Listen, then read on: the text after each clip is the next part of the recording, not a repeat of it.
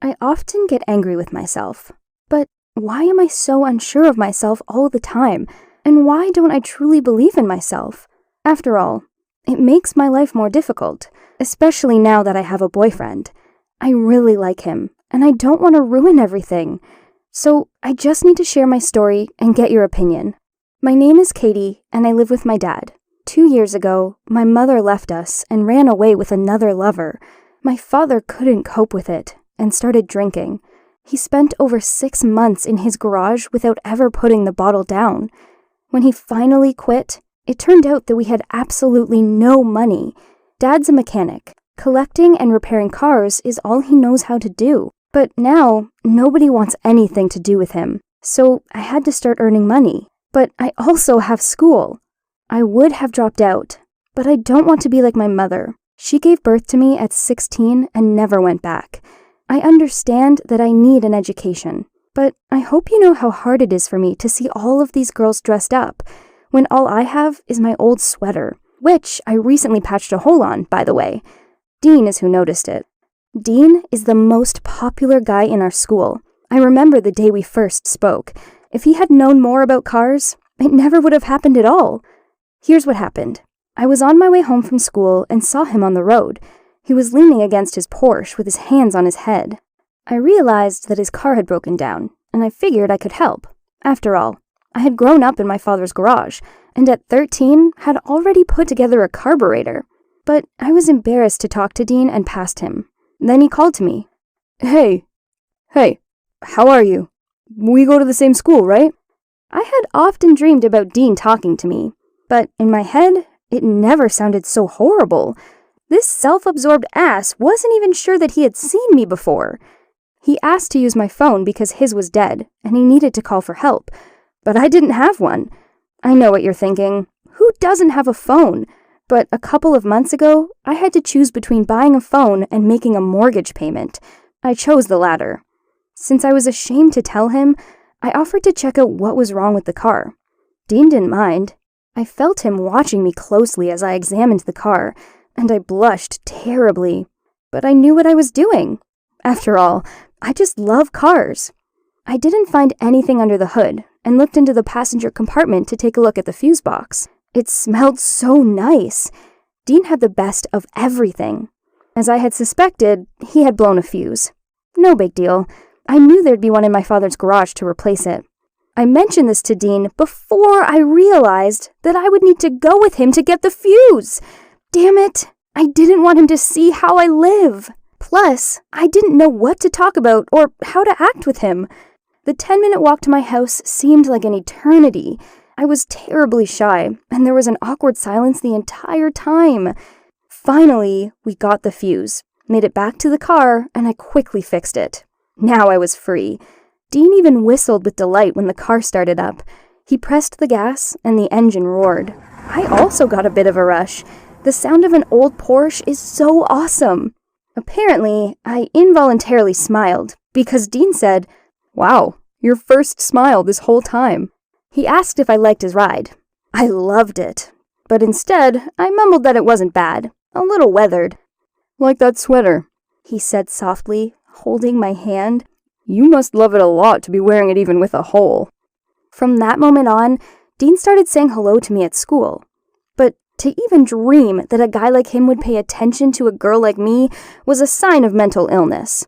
And yet, I couldn't stop thinking about him. One day, he gave me a ride home. We chatted about cars and engines, and it even seemed like we had a lot in common. And then, Dean asked me out on a date. But I turned him down. I told him that I had a lot to do and quickly got out of the car. Why did I do that?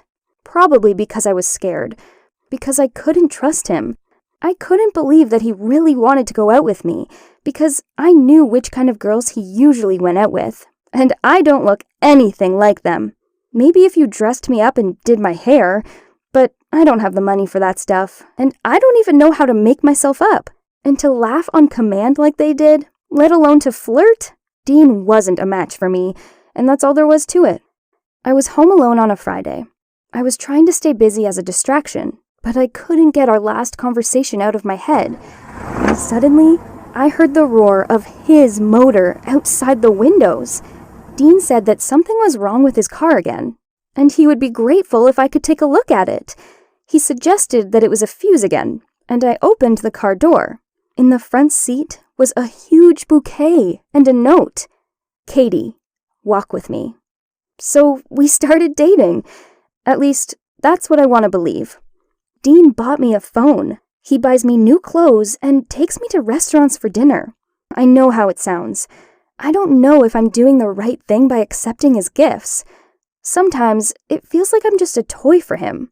It's like I'm a little dog that he picked up on the street and now he wants to turn me into a purebred. Sometimes I think I'm just paranoid. He is sincerely kind to me, and he really likes me. Damn self-doubt! I'm so used to being an outcast and going unnoticed that the role of the girlfriend of the coolest guy in school just plagues me. And also his rich friends. It's hard for me to be in their company and feel like a stranger every time. What else should I do? Should I keep dating Dean? I'd love to hear your advice, because I have no one else to discuss it with. Hi, my name is Jace. I brought my girlfriend, Emmy, home for the first time a year ago. My dad immediately liked her. He put a hand on her back and said, "Welcome, girl." I was already dreaming that we would have a strong family, but everything turned out to be much funnier and more ironic than I thought. My girlfriend Emmy was just a beauty. Long legs, pretty face. Although the face could have been better. She had the demeanor of a little fluffy cat. Her body was simply amazing. She had been dancing for more than 10 years. When we were left alone in the bedroom, she always turned the light off with her foot. We started living together in the same house as my dad. Dad was on the first floor, and Emmy and I were on the second. So one day, I came home and saw Dad sitting with my girlfriend in the kitchen. And when I walked in, they started acting all nervous. They were discussing something quite expressively, but when I showed up, they got quiet. I didn't even think anything of it. Maybe my dad just liked to chat with my girlfriend. The next morning, I was taking out the trash and found this in the can. Strange. We always used protection. There was no reason to worry. Then why would someone in this house take a test?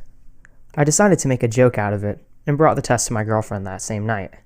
She reacted with a bright smile, as if she'd been trying to prank me. We laughed, but then had a serious talk. She told me that she had taken the test because she had been experiencing strange symptoms lately. She also told me that the test was negative. We went to sleep.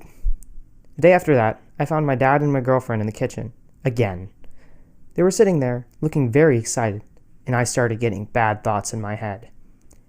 And what they told me shocked me. Emmy opened her mouth first, said, "Jace, I'm pregnant." I was both happy and upset, but Dad continued to look me straight into my eyes. The pause lasted an eternity. But then she said, "I'm pregnant by Ted." That was my father's name. How's that for a twist? My girlfriend was claiming that she was pregnant, not by me, but by my father? They had been hiding this from me for a long time. It was not the first month, and Emmy was already showing. They had already decided to tell me before it was too late. She had been in a relationship with my father for a long time, but Dad didn't want to upset me because he saw I loved Emmy. But damn, I was not expecting that. Until recently, I had been sleeping with Emmy in the same bed, and now she had a relationship with the closest person in my life. How would you react to that situation? Write in the comments. I took everything quite calmly. If they wanted to be together, then fine. Even though my dad is 37 years old and Emmy is only 20. I wished them happiness and finally moved out of my dad's place to my own house. Yes, I was renting a 37 square meter studio and working 8 hours a day. But it's better than listening to a baby cry and moan. And not just the baby, if you know what I mean. Everything was fine. But one day, Dad called me and asked me if he could spend the night at my place. That day, we both slept in my small apartment. Emmy had started driving him crazy. She had become aggressive and anxious. The baby always cried and was keeping him awake. What'd you expect? An adult life my not-so-adult dad couldn't handle. He started spending the night more and more often and started drinking. And then Emmy came to me and said that I should help her with the baby because my useless father couldn't do it. How arrogant of her. My ex-girlfriend, who had already had a child with my father, was asking me for help, and boldly, at that. Basically, blame me or not, but I turned her down. Plus, I let that couple know everything I thought about them. I paid the rent and left for sunny California. It was the best decision. True, I have to start my life from scratch, but it's better than having to hang around a worthless dad and his sick girlfriend. Yeah, I know what you're going to say. How could you? To which I will answer, to hell with them. They did this to themselves. Let them figure it out. And that's my story. Write in the comments what you all think about it.